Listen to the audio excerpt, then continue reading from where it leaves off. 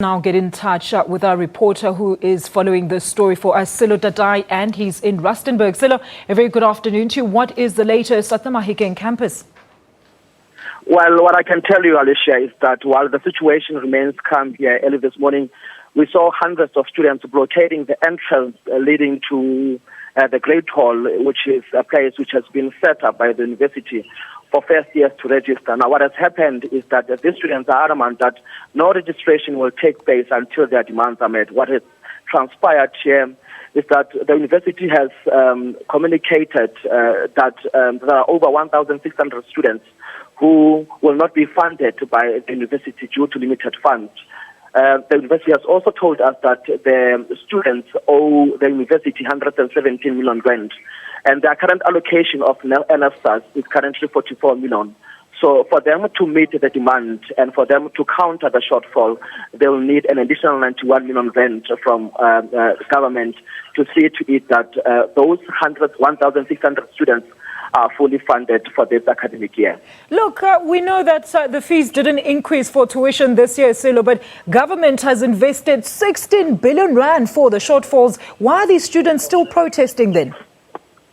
It seems like that information has not trickled down to this campus in particular. And even when we spoke to the university management, they have told us that the money that I've explained earlier on, the 44 million rand that has been allocated to the university, that's the only money that they have received from government. There hasn't been any communication to date as to whether there is additional funding to meet the current demand. So that's where the standoff is.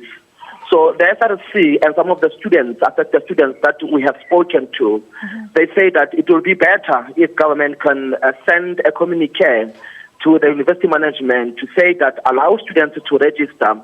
Then once Treasury has released those funds, due processes will be followed and those students will be paid once Treasury has availed the funds.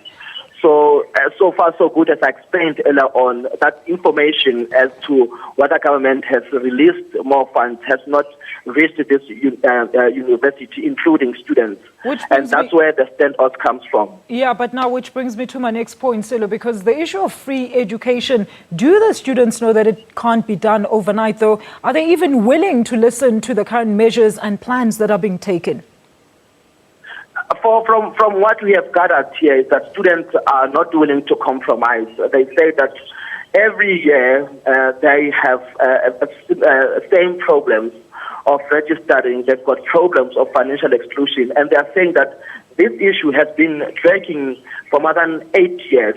You remember that in 2007 and 2008, at this campus in particular, there was a massive student protest over student fees, over financial exclusions and so forth.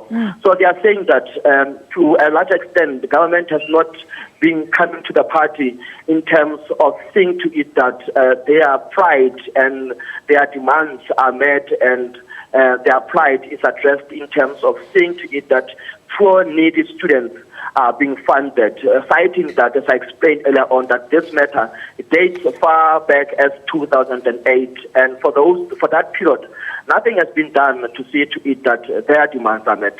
All right, thank you so much for that. That is Silo Dadai, and he was live to us from Rustenburg.